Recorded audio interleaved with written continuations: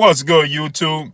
It's your boy, Blue Blood Sports TV, back at y'all with another one. So, 3-division world champion, former undisputed junior welterweight world champion, currently WBO welterweight world champion, Terence Bud Crawford, has a stern message for rival, undefeated, unified WBC IBF welterweight world champion superstar boxer, Errol Spence Jr. Terence Bud Crawford lets Errol Spence Jr. know, if you try to fight me on the inside, if you try to pressure me, if you try to bully me on the inside, you're going to get a rude awakening. That's a grave mistake. He says, I don't believe that he would do such a thing. He says, I believe that Errol Spence better approach the fight with me in the same manner he did Mikey Garcia and attempt to box me on the outside. If he attempts to box me on the inside and pressure me and back me up, he says he's going to be in for a rude awakening because I'm going to dominate him on the inside, is what Terence Bud Crawford had to say. He says, I don't believe he's has the mindset. I don't believe he will be willing to do so, to attempt. He says, I don't believe he would be foolish enough to attempt to fight me on the inside. I believe he would adopt the same game plan he had when he fought Mikey Garcia. Don't try to do what you did to Sean Porter, and don't try to do what you did to Kell Brook, because that's going to be a huge mistake on your part. So, Errol, I've always said that I believe that Terence Crawford, in my opinion, has what the necessary tools to be able to outbox Errol Spence, to make the necessary adjustments to offset that of what Errol Spence does great, right?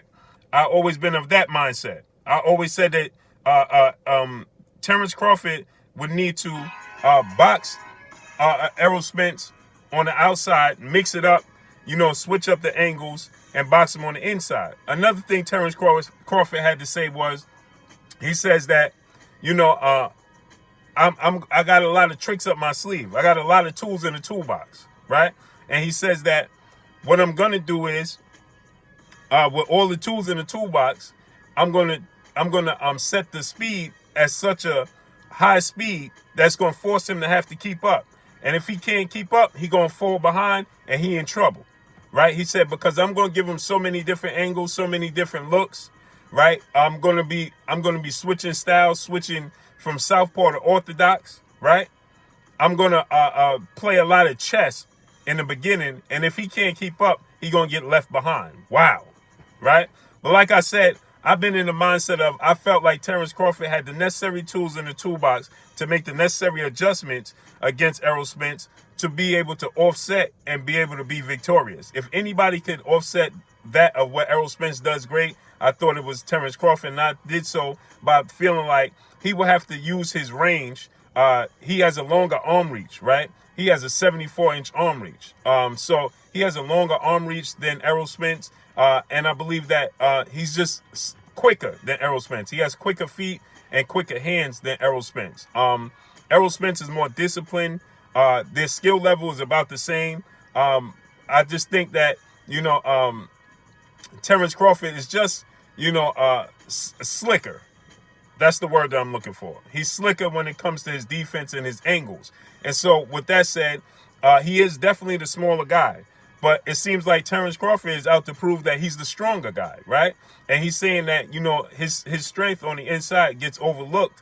And if Errol Spence thinks that he could approach the fight with me the same way he did Sean Porter and Kell Brook, then he's going to get dominated on the inside, and that would be a huge mistake on his part. So he best to use the approach that he did with Mikey Garcia.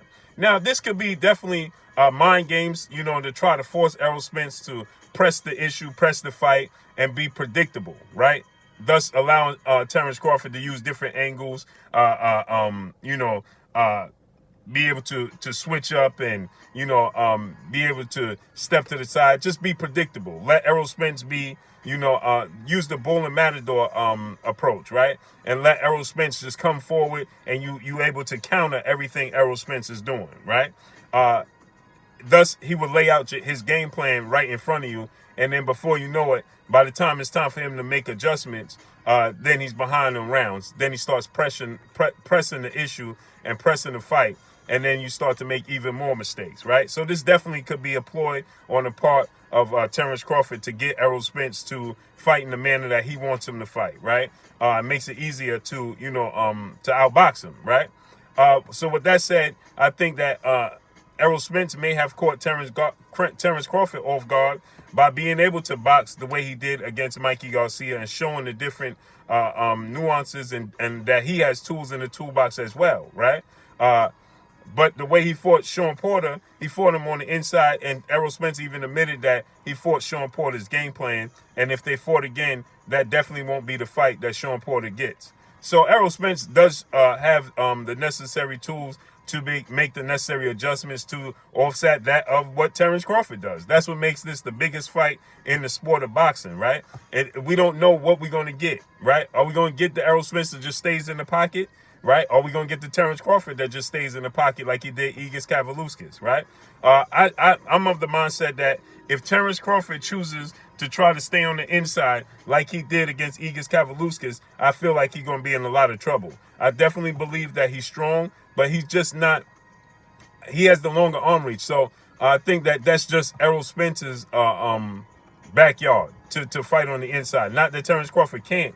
I just think that Errol Spence has the edge when it comes to fighting on the inside like that.